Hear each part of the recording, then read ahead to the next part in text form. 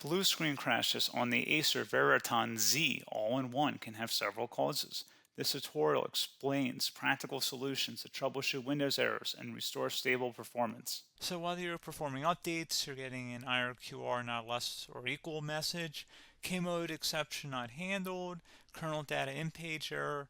A lot of errors pertain to this problem, and we're going to go ahead and jump into what should hopefully be a pretty straightforward process, guys. And we're going to go ahead and jump right into it.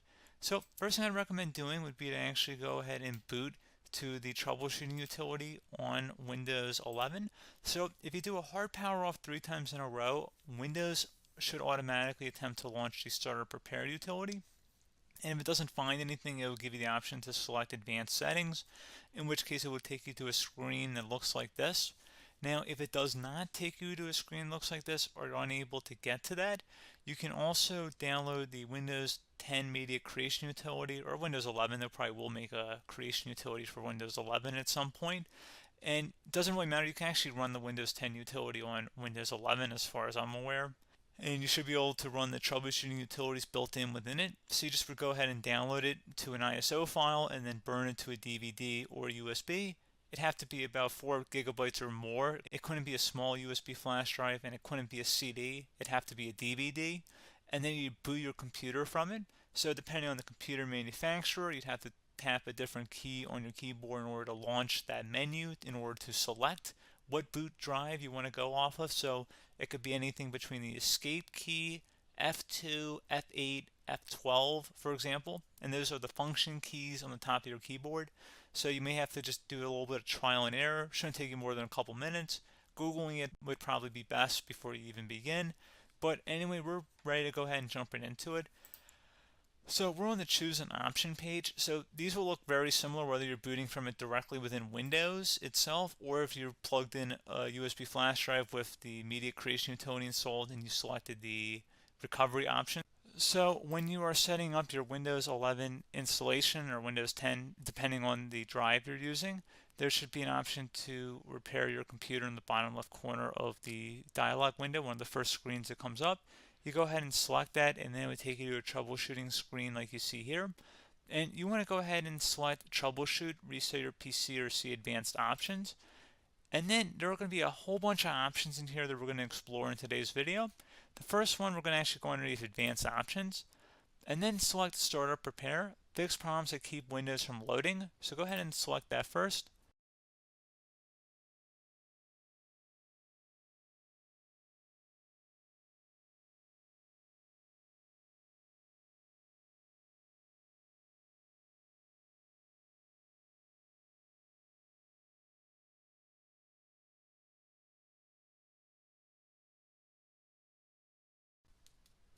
Okay, so you can see it could now repair our PC. That was our first option we could try. Something else, if we go back into advanced options here and then select troubleshoot, we're going to go underneath advanced options again. You can go ahead and actually access safe mode by selecting startup settings. And then if you select the restart button, you have the option on the screen select safe mode with networking, which will give you a key on the screen. It'll tell you which key to press to enter that. I believe it's the F7 key. It'll do that for you. I'm not going to go over that in today's tutorial because I don't really want to go into safe mode, but you're more than welcome to attempt that by going into here and then selecting restart. Again, it'll launch another screen. It'll say what key do you want to press, and it'll give you like 7 or 8 different options, and you want to select safe mode with networking. There's also an option for a command prompt too, but that's going to be something we're going to cover later in this video, and we don't even have to go through that in order to access it. So that's why I'm not going to really push for that, because unless you know exactly what's causing the problem, you probably don't need to go into safe mode. Unless you're trying to recover files, in which case then you definitely can go into safe mode, but we're trying to actually recover our computer here. So I hope that makes sense. Something else we can also try here as well would be to uninstall updates, remove recently installed quality or feature updates from Windows. So if you go ahead and select that, you can uninstall the latest quality updates, which generally is the more day-to-day updates. Feature updates are the less regularly released ones, like the big ones. I would equate it to service packs in like Windows 7 and Windows Vista and Windows XP. So larger updates that occur once or twice a year at most. And the quality updates are more just a regular update. So Probably obviously depend, it'll take longer if you're going to try and uninstall the latest feature update versus quality update, and maybe you don't need to go back that far. So just giving you guys a couple pointers with that. Something else you can also look at here, and we're going to jump into the command prompt in a little bit, but you can select System Restore, which will use a restore point recorded on your PC to restore Windows. And this is something I would highly recommend here, guys. So select Next. Assuming you have a restore point saved on your computer, you go ahead and select the most recently created one, and you'll select Next, and then you'll select the drive. You shouldn't actually have to select the drive. You can scan for affected programs, but we're going to keep it all default here, and then we're going to select Finish. So once started, System Restore cannot be interrupted. Do you want to continue? I think we're going to select yes. I don't think we have anything better to do on our computer right now, so just give it a moment here to initialize. It will take a couple minutes to run, obviously depending on how large your hard drive is and how much is saved on the System Restore point. So just give it a couple minutes here.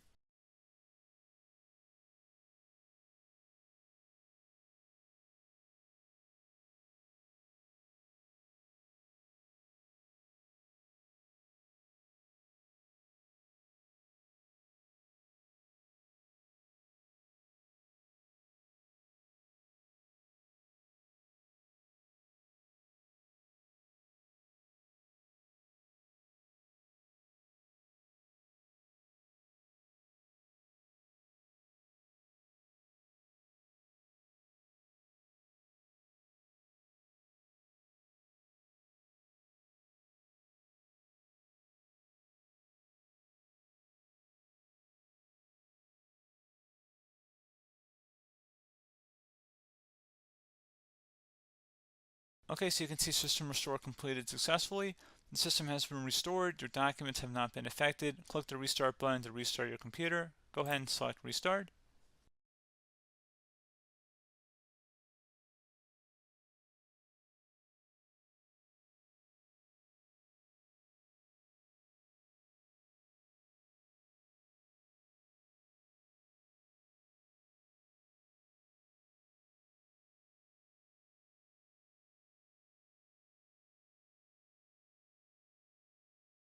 Okay, so you can see the system has been restored successfully.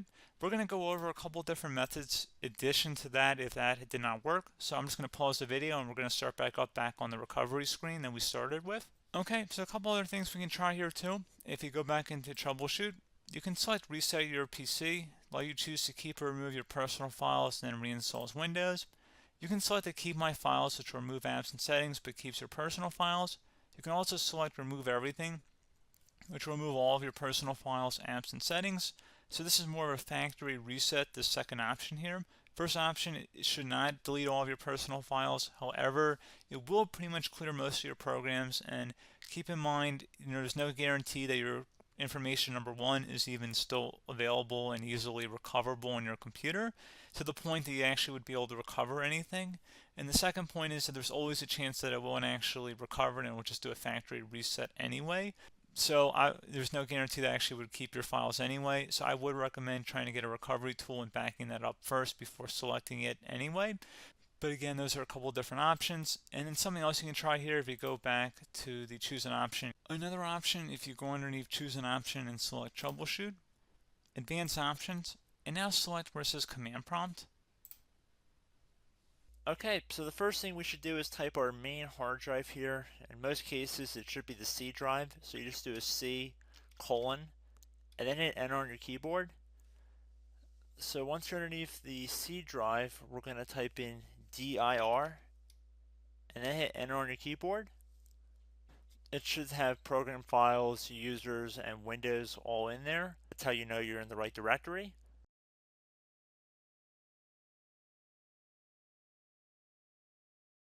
In some cases, it might be the D drive as well, so just keep that in mind.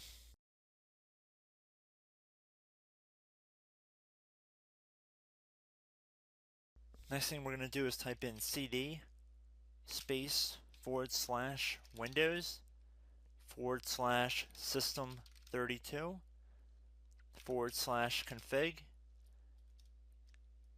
and then you're going to hit enter on your keyboard.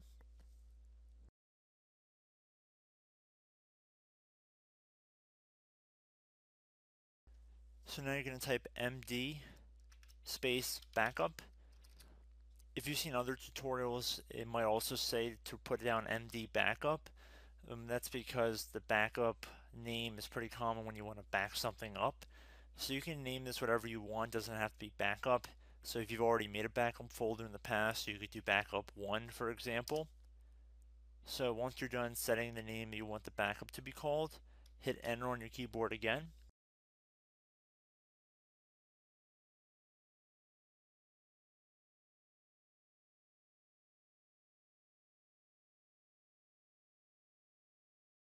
At this point you want to type copy, C-O-P-Y, space, then you want to do the star symbol above the 8 key, then do a period or a dot, whatever you want to call it, then another star sign, and then another space, and then type backup, and then hit enter on your keyboard.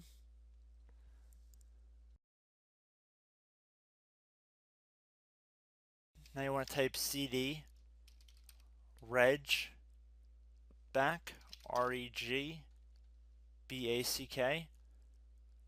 and then hit enter on your keyboard.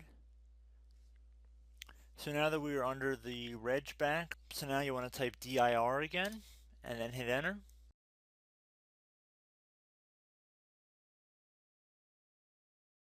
So now at this point we're going to type copy again. So copy, space, star sign, dot, another star sign, space, and then 2 dots. So we're going to type copy, space, star sign, dot, sign, star sign, dot, dot, and then hit enter on your keyboard again. So for overwrite, you want to overwrite all. So type A on your keyboard, so capital A, and then hit enter on your keyboard.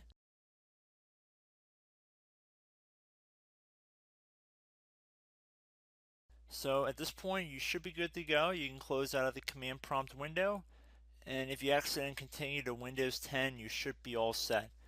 So I hope one of these 3 or 4 different methods we went through in this tutorial helped you guys out.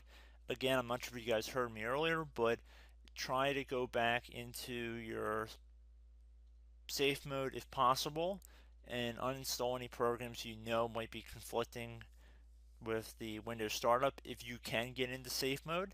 So just keep that in mind. Something very simple like that could be blocking up everything. So again, I hope this tutorial helped you guys out, and I will catch you in the next tutorial. Goodbye.